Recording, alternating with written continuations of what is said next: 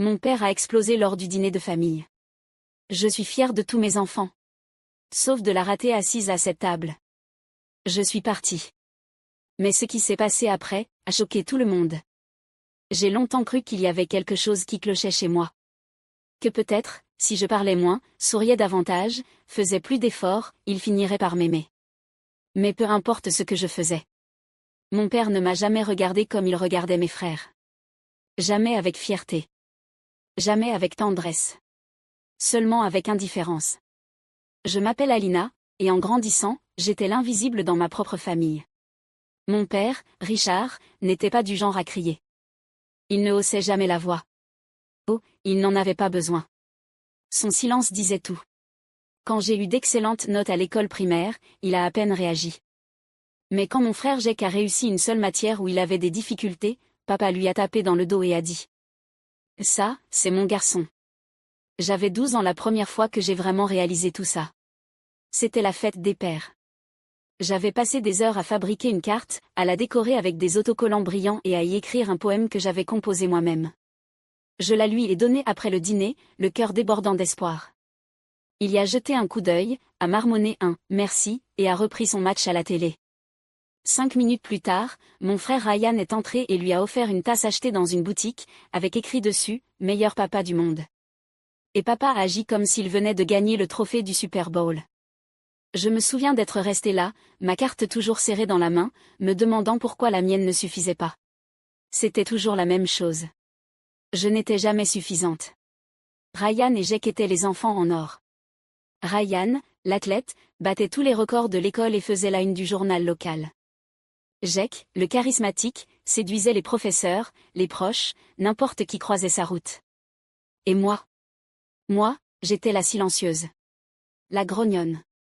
La fille qui passait trop de temps enfermée dans sa chambre à écrire des histoires ou à dessiner. Ma mère essayait parfois de rééquilibrer un peu les choses. Elle me serrait fort contre elle et murmurait. « Toi aussi, tu es spéciale, ma chérie. » Mais même elle connaissait la hiérarchie dans cette maison. Si Ryan voulait la dernière part de pizza, il la prenait. Si Jake avait besoin d'argent, papa lui donnait sans poser de questions. Une fois, j'ai demandé un nouveau carnet de croquis et papa a dit. « À quoi bon ? Tu vas abandonner à mi-chemin, comme toujours. » Cette phrase m'a blessée plus profondément qu'il ne le saura jamais. Au dîner, je restais silencieuse pendant que papa interrogeait mes frères sur leurs projets, leurs ambitions, leurs journées. Il ne me posait jamais de questions. Jamais. Quand je parlais, j'étais généralement accueillie par un grognement méprisant ou un sourire forcé. J'ai appris à me taire. À ne pas interrompre le moment de gloire des garçons. Mais en moi, quelque chose grandissait. Pas seulement de la tristesse, quelque chose de plus tranchant, de la colère, une détermination que je ne savais pas encore nommer. J'ai commencé à travailler plus dur, à me pousser à exceller. Pas parce que je pensais qu'il le remarquerait, mais parce que je voulais compter pour quelqu'un. Même si ce quelqu'un, c'était seulement moi. J'ai arrêté de chercher son amour. À la place, je me suis concentrée sur la construction d'une vie qu'il ne pourrait pas ignorer. Une version de moi qu'il ne pourrait pas ne pas voir. J'en avais assez d'être la fille oubliée. Un jour, je me suis fait une promesse. Il se souviendrait de moi. Pas comme la fille silencieuse qu'il a ignorée. Mais comme la femme qui a tout changé. Si vous étiez entré chez nous pendant les fêtes, vous auriez cru assister à une publicité pour la famille américaine parfaite. Des rires venant de la cuisine, mes frères jouant au football dans le jardin, papa souriant avec une bière à la main. Mais moi, je connaissais la vérité. Je savais ce que c'était d'être l'arrière-plan dans le film de quelqu'un d'autre. Mes frères, Jake et Ryan, étaient nés pour briller, du moins, c'est ce que mon père voulait faire croire. Jake, l'aîné, pouvait séduire un tigre avec son sourire. C'était le gars qui n'étudiait jamais, mais réussissait toujours avec un clin d'œil et une pirouette. Papa l'adorait. Ils avaient leurs blagues à eux, des chapeaux de pêche assortis, et une poignée de main secrète qu'ils avaient inventée quand Jake avait 10 ans. Je me souviens les avoir observés un jour depuis le couloir, pendant que Jake montrait à papa une idée de business griffonnée sur une serviette. Papa le regardait comme s'il venait de résoudre la faim dans le monde. « Ça, c'est mon garçon », disait-il en lui tapant dans le dos. « Tu as un cerveau de leader. » Ryan, le plus jeune, était l'athlète doré. Des trophées de football alignaient ses étagères. Papa assistait à tous ses matchs, qu'il pleuve ou qu'il vente, et criait sur la touche comme un entraîneur de lycée fier de son équipe. Quand Ryan a marqué un but décisif, papa a organisé une fête entière dans le jardin. Barbecue, musique, les voisins invités. J'étais là aussi, bien sûr en train de mettre la table, de faire la vaisselle. J'ai eu un bon travail, une fois, quand j'ai été acceptée dans un programme d'excellence. Une seule fois. Pas de fête. Pas de dîner. Juste une phrase lâchée au petit déjeuner, entre 2 bouchées de pain grillé. Programme d'honneur? Ah. C'est sympa. Je veillais tard pour étudier. Je donnais tout dans chaque cours. Je prenais des petits boulots pour payer des cours supplémentaires. J'ai reçu des certificats. J'ai gagné des prix discrets. J'ai même décroché une bourse. Mais mon succès ne brillait jamais dans ses yeux comme celui de mes frères. Au dîner de famille, papa rayonnait de fierté en parlant de la nouvelle start-up de Jack ou du camp d'entraînement de Ryan. Moi, je mentionnais mon stage dans une entreprise prestigieuse, et il hochait la tête. Puis il retournait discuter avec mes frères comme si de rien n'était. Il disait: Jack, raconte-leur cette réunion avec l'investisseur. Le message était clair. Eux étaient la tête d'affiche. Moi, j'étais l'entracte. Mais le plus douloureux? Je ne détestais pas mes frères. Ils n'avaient jamais été cruels avec moi. Ils aimaient la lumière, bien sûr, mais ne me poussaient pas dans l'ombre. C'est mon père qui l'a fait. Et je n'ai jamais compris pourquoi. J'ai tout essayé. Être serviable. Être indépendante. Réussir. Rien n'a jamais fonctionné. Parfois, je me demandais s'il se rendait seulement compte à quel point son favoritisme m'écrasait. D'autres fois, je savais qu'il en avait pleinement conscience et qu'il n'en avait tout simplement rien à faire. Je me disais qu'il fallait que je laisse tomber. Que je me concentre sur moi-même. Que je n'ai plus besoin de sa validation.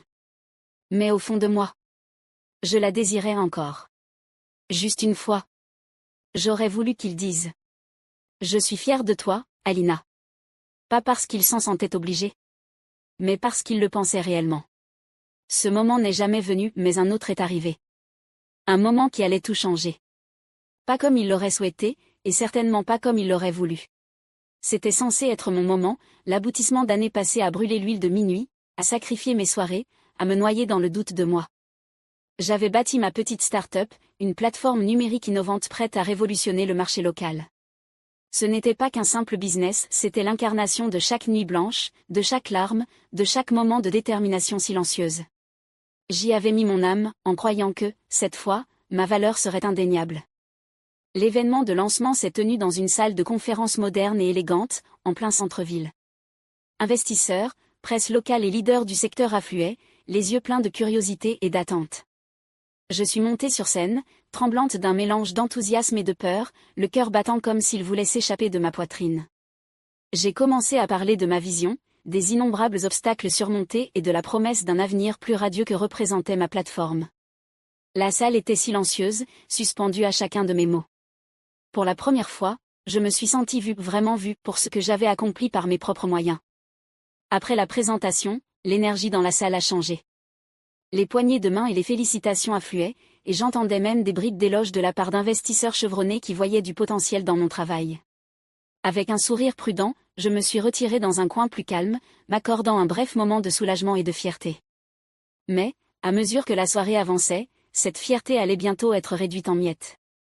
Plus tard cette semaine-là, la famille s'est réunie à la maison pour un dîner de célébration, une réunion habituelle autant destinée à exhiber les réussites qu'à rappeler l'ordre hiérarchique. Dans la salle à manger doucement éclairée, mes frères sont arrivés avec leur assurance habituelle, échangeant anecdotes de victoires et jalons franchis. L'air était chargé de triomphe tacite, depuis longtemps cristallisé dans la tradition du favoritisme familial. Lorsque le dîner a commencé, mon père, Richard, a pris sa place habituelle en bout de table. La conversation allait bon train, mais inévitablement, le sujet s'est tourné vers les réussites.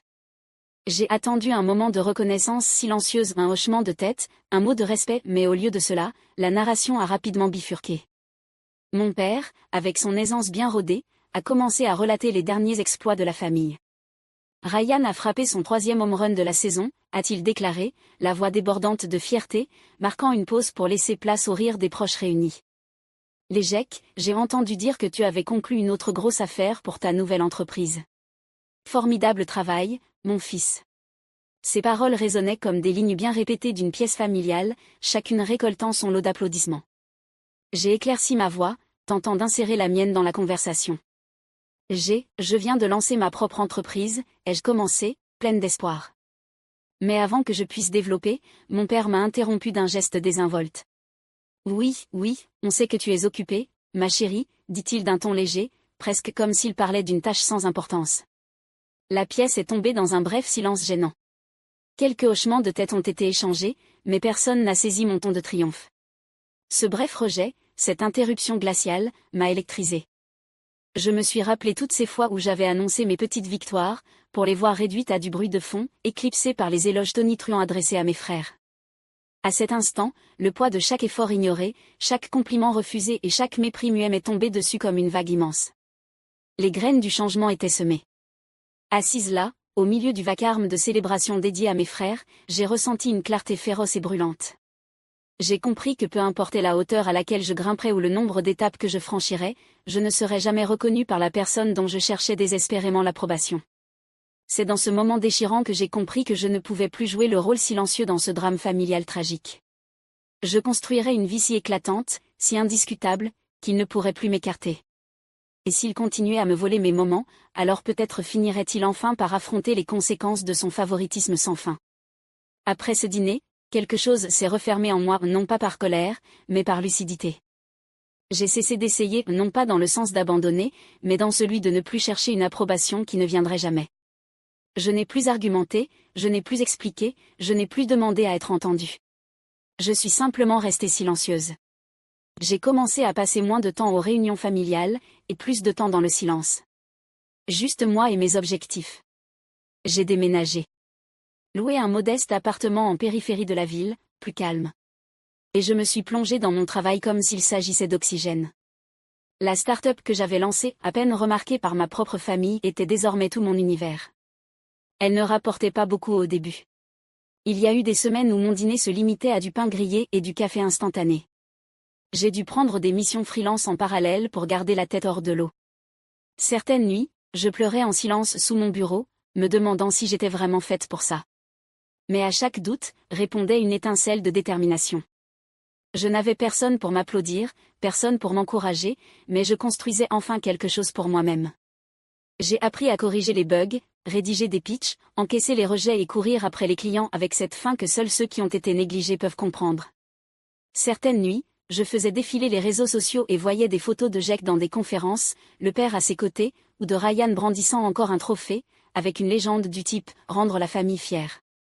Je ressentais cette douleur familière comme une blessure qui se rouvre mais je ne la laissais pas m'arrêter. À la place, je respirais profondément, je fermais l'application et je retournais travailler. Mon succès ne viendrait pas des applaudissements, il viendrait de la persévérance. Je grandissais en silence. Pas de publications clinquantes. Pas de bulletins familiaux. Juste de longues nuits, un effort têtu, et de temps en temps, un client qui disait « Vous êtes la seule à avoir vraiment compris ce dont on avait besoin ». Ces mots me faisaient plus de bien que tout ce que mon père aurait pu dire parce qu'ils étaient sincères. Après un an, l'entreprise a commencé à prendre de l'élan. Notre base d'utilisateurs s'est développée. Un investisseur de niche a vu du potentiel dans ce que nous faisions et a injecté le capital initial. J'ai enfin pu engager une petite équipe. Des personnes qui, comme moi, savaient ce que cela faisait d'être sous-estimé. Ensemble, nous avons construit quelque chose d'incroyable. Et pourtant, je suis restée silencieuse. Je n'ai pas envoyé les traditionnels emails de fête. Je ne suis pas apparue aux événements familiaux, armée d'histoires de succès à lancer comme des confettis. Je les ai laissés croire que j'étais toujours la même fille discrète, vivant à petit feu. C'était exactement ce que je voulais. Mais en moi, tout changeait. Ma posture s'était redressée. Ma voix était devenue plus assurée. Je n'avais plus peur de prendre de la place. Je n'avais plus besoin de leur validation. J'avais trouvé quelque chose de mieux. Je m'étais trouvée. Pour la première fois de ma vie. J'ai pris des décisions sans douter. J'ai acheté seule ma première voiture. J'ai signé le bail d'un élégant bureau avec des fenêtres du sol au plafond. Et je l'ai fait sans attendre que quelqu'un me dise « beau travail ». Je suis devenue la femme que je n'avais jusqu'alors fait que rêver de devenir, celle que mon moi plus jeune pensait devoir incarner pour eux. Mais à présent, je le faisais pour moi. Et dans tout ce silence, je bâtissais quelque chose de bien plus puissant qu'une carrière, je bâtissais ma liberté. Je me souviens encore de la première fois où je suis passée devant un miroir sans me recroqueviller. Mon reflet ne ressemblait plus à la fille oubliée. Elle ressemblait à quelqu'un qui s'était extirpé de l'invisibilité pour créer une vie à sa propre image. Et ce n'était ni bruyant ni ostentatoire, c'était une force tranquille, de celle qui ne supplie pas qu'on les voie, mais qu'on ne peut ignorer. Et bientôt, eux non plus ne pourraient plus m'ignorer. Pas après ce que j'étais sur le point de faire. Je n'étais pas rentrée à la maison depuis presque 2 ans, ni pour les anniversaires, ni pour les fêtes, même pas pour les appels obligés. Le silence était réciproque. Personne n'avait pris contact pour savoir comment j'allais, et je ne m'attendais pas à ce qu'on le fasse. Voilà ce que c'est, être oublié, on finit par se sentir à l'aise dans sa propre absence. Mais cette année, j'ai pris une décision. J'ai confirmé ma présence au traditionnel dîner de la fête des pères sans explication, sans justification. Juste un simple « je serai là » posté dans le groupe de discussion familiale. Les réactions furent un mélange d'émojis et de silence passif. Je pouvais presque sentir le malaise à travers l'écran. La veille au soir, je me suis tenue devant une élégante voiture de luxe noire, dans le showroom d'un concessionnaire, signant des papiers avec un nom de famille que j'avais légalement changé après avoir lancé mon entreprise. Ils ne le reconnaîtraient même pas. Aucun d'eux ne m'avait jamais demandé ce que je faisais ni qui j'étais en train de devenir. À côté de moi, un petit enveloppe noire. Ses bords étaient nets, le papier épais et luxueux. À l'intérieur, un seul document juridique qui allait tout changer. Le jour de la fête des pères est arrivé. Je me suis habillée avec soin, pas pour impressionner, mais pour me rappeler qui j'étais devenue. De la confiance dans chaque centimètre de tissu. Du pouvoir dans chacun de mes pas. En roulant dans l'allée, le moteur ronronnait comme un avertissement. Mes frères étaient déjà là, trinquant et riant dans le patio. Papa siégeait en bout de table, un grand sourire au visage, un verre à la main, le rôle qu'il jouait si bien. Ses yeux ont brièvement clignoté dans ma direction, pendant un instant, la confusion a fissuré sa présomption habituelle. Puis, un sourire. Les biens, regardez qui a enfin décidé de se montrer. Tout le monde s'est retourné. J'ai senti la surprise et le jugement s'installer dans l'air. J'ai souri poliment. Salut tout le monde. Bonne fête des pères, papa. Le dîner fut ce mélange habituel de rire forcé et de piques déguisées. Jack a parlé de son nouvel appartement. Ryan s'est vanté d'une nouvelle promotion. Papa hochait la tête et brillait comme un roi entouré de ses princes. Et puis le moment est venu. Je me suis levée lentement, le silence attirant tous les regards. J'ai apporté quelque chose pour toi, ai-je dit, les yeux fixés sur papa. Je suis sortie, laissant la porte entr'ouverte derrière moi. Quelques instants plus tard, j'ai conduit la voiture de luxe jusqu'à l'entrée en noir, élégante, impossible à ignorer. Je suis sortie, revenue à l'intérieur, et j'ai déposé la petite enveloppe noire sur la table, devant lui. Pour toi, papa. Bonne fête des pères. Des soupirs ont parcouru la pièce. C'est une voiture ? Va demander Jack, plissant les yeux vers l'entrée. Ryan s'est penché en avant. Va attends. C'est toi qui l'as acheté ? Papa a regardé les clés, puis moi, totalement abasourdi. Il a pris l'enveloppe, ses doigts légèrement tremblants. Qu'est-ce que c'est ? Ouvre simplement, ai-je répondu calmement. Ma voix, assurée. Tous se sont penchés alors qu'il glissait le papier hors de l'enveloppe. Pendant une seconde, son expression est restée inchangée. Puis ses yeux ont commencé à parcourir la page, lentement, son visage a perdu ses couleurs. Sa mâchoire s'est contractée. Qu'est-ce que c'est que ça ? A-t-il aboyé, désormais les yeux rivés sur moi. Je lui ai adressé un long sourire, indéchiffrable. Lis attentivement. Tu comprendras. Et sur ces mots, je me suis retournée, j'ai quitté la pièce et suis montée dans la voiture. J'ai démarré tandis que les cris commençaient derrière moi, car cette enveloppe n'était pas qu'un bout de papier. C'était l'acte de propriété de l'entreprise que je venais d'acquérir, la société où il travaillait. Son emploi, sa fierté, son statut, tout désormais sous mon contrôle. Bonne fête des pères. La maison, en effet, n'avait pas changé, décorée avec un goût impeccable, froide. Ma mère allait et venait dans la salle à manger comme une ombre silencieuse, remplissant des verres et souriant à des blagues qui n'étaient pas drôles. Mes frères en étaient déjà à plusieurs verres, et l'air semblait lourd de vieilles habitudes et de règles tacites. Je me suis assise en silence au bout de la table, l'enveloppe noire reposant dans mon sac aussi lourde qu'un battement de cœur. Les clés de la voiture étaient rangées en toute sécurité dans la poche de mon manteau, garé juste devant la fenêtre, bien en vue de l'entrée. La conversation tournait autour de moi comme si je n'étais même pas là. Ryan parlait de sa dernière victoire en matière d'investissement. Jake plaisantait sur les gens qui louaient encore. Et papa, bien sûr, hochait la tête avec approbation, absorbant la fierté comme on absorbe la lumière du soleil. « Alors, comment vont les affaires ?» demanda-t-il. Jake leva son verre. Papa rit. Occupé, comme toujours. Mais tu sais, tout le monde n'est pas taillé pour ce genre de pression. Il faut avoir de la vraie trempe, il regarda Ryan. Heureusement que j'ai 2 fils qui n'ont pas peur de prendre les rênes. Je haussai un sourcil, mais je ne dis rien, ce n'était même plus subtil. Puis il baissa les yeux sous la table, dans ma direction. Je sentis le moment changer avant même qu'il n'ouvre la bouche. Et puis il y a l'échec, là, assis à la table, dit-il en désignant ma direction d'un geste ironique. Tu fais encore semblant d'être la brebis galeuse, hein? Les rires éclatèrent. Jake manqua de s'étouffer avec sa boisson. Ryan rit si fort qu'il dut taper sur la table. Ma main resta posée calmement sur mes genoux. Je ne clignai pas des yeux. Je ne souris pas. J'attendis, simplement. Quand les rires finirent par s'éteindre, je me levai lentement, calmement, comme on bouge quand on connaît déjà la fin de l'histoire. En fait, j'ai apporté quelque chose pour toi, papa, dis-je en sortant une enveloppe de mon sac. Un petit cadeau pour la fête des pères. La pièce se figea, même l'air sembla suspendre son souffle. Je fis le tour de la table et posai l'enveloppe directement devant lui. Il la regarda, intrigué. Qu'est-ce que c'est? Ouvre-la, simplement, dis-je. Puis je reculai et croisai les bras. Il déchira le rabat d'un geste théâtral, comme s'il s'attendait à une blague ou à de l'argent. Ses doigts déplièrent le papier, à mesure que ses yeux parcouraient les mots, la couleur de son visage changea. D'abord, la confusion. Ensuite, l'incrédulité. Puis, un effroi lent et rampant. « Mais, qu'est-ce que c'est que ce bordel ?» demanda-t-il en me fixant, les yeux plissés. « Tu te souviens d'Anderson Tech, l'entreprise où tu as travaillé ces 10 dernières années ?» dis-je calmement. Elle a changé de propriétaire.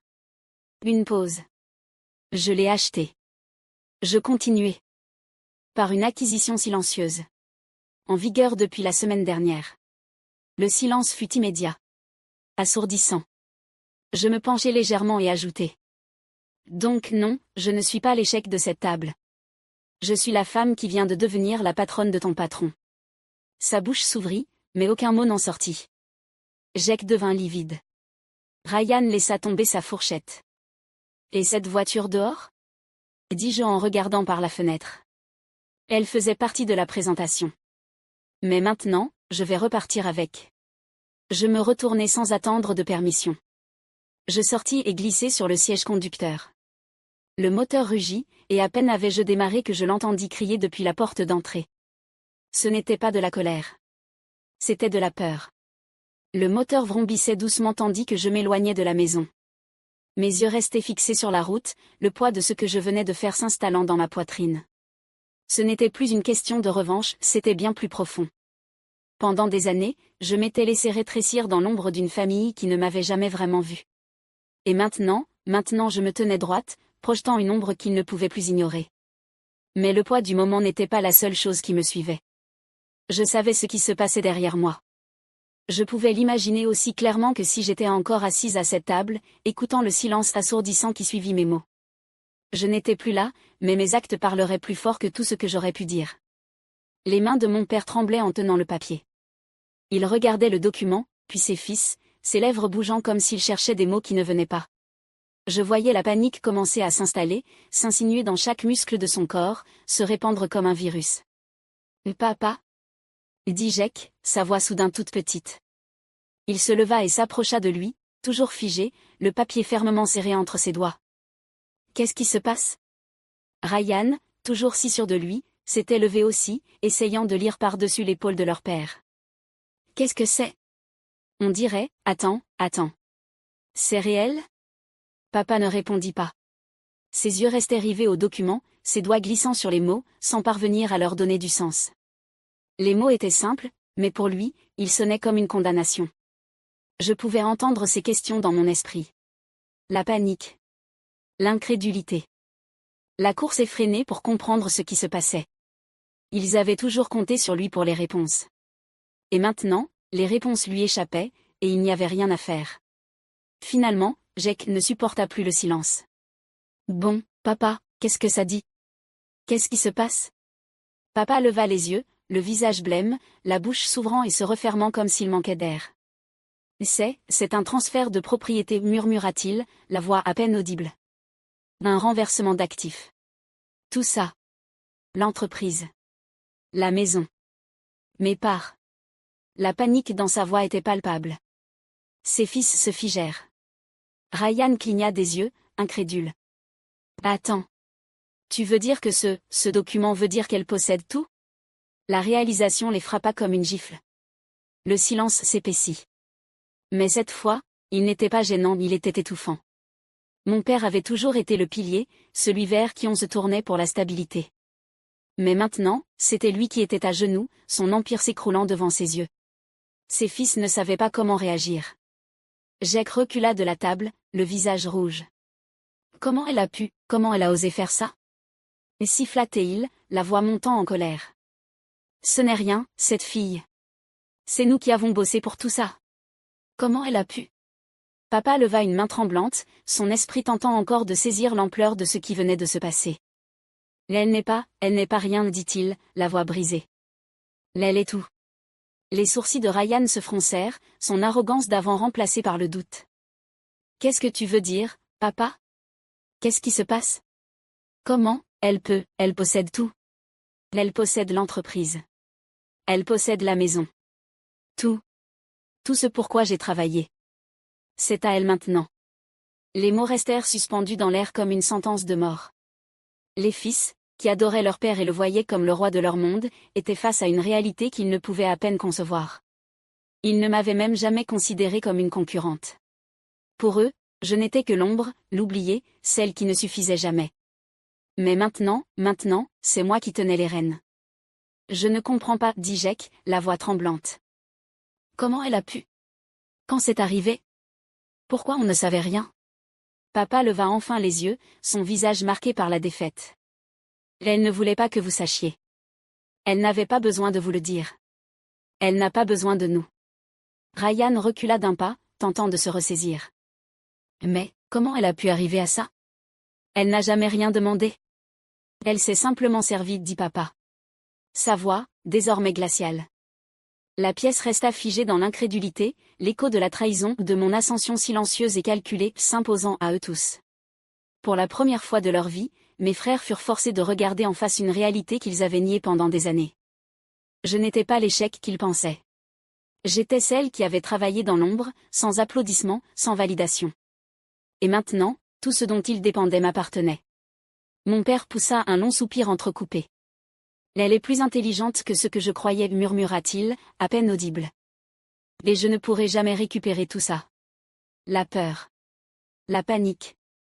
Tout était là, écrit sur leur visage. Mais pour moi, c'était le début de quelque chose de nouveau. Le début de ma place dans le monde, non pas comme la fille oubliée, mais comme la femme qui avait enfin conquis le droit d'exister aux yeux du monde. Je ne me retournai pas en quittant cette maison. Le poids que j'avais porté si longtemps, ce besoin constant de me prouver, cette fin d'approbation qui ne viendrait jamais, s'était enfin envolé. J'avais réussi. Non pas parce qu'il m'avait reconnu, mais parce que moi, je m'étais reconnu. Le téléphone vibrait, inondé de messages. La famille paniquait, tentait de comprendre ce que j'avais fait, pourquoi j'étais partie si soudainement, ce que signifiait ce papier. Je savais qu'ils étaient sous le choc, surtout mon père.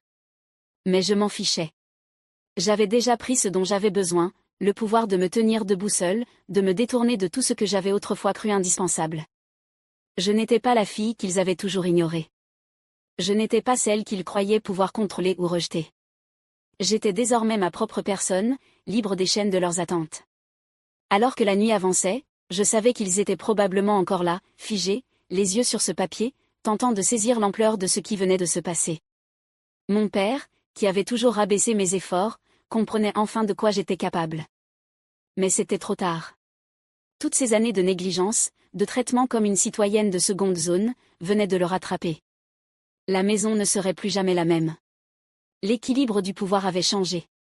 Et je n'étais plus celle qu'on pouvait manipuler ou négliger. Les frères qui s'étaient toujours disputé son affection, qui ne m'avaient jamais considéré comme une égale, allaient enfin comprendre que je n'étais pas un pion secondaire dans leur monde. Je n'avais pas besoin de leur approbation. Je n'avais pas besoin de leur amour ni de leur reconnaissance. J'avais bâti une vie qui ne dépendait plus d'eux. J'étais accomplie, indépendante, et enfin, en paix. Et quand je me suis regardée dans le miroir, j'ai vu quelqu'un qui s'était battu pour sa place dans le monde. Quelqu'un qui n'avait pas besoin de se retourner pour savoir qu'il avait gagné. La porte était fermée. J'étais partie mais j'étais aussi entrée dans mon propre avenir. Un avenir qui m'appartenait entièrement.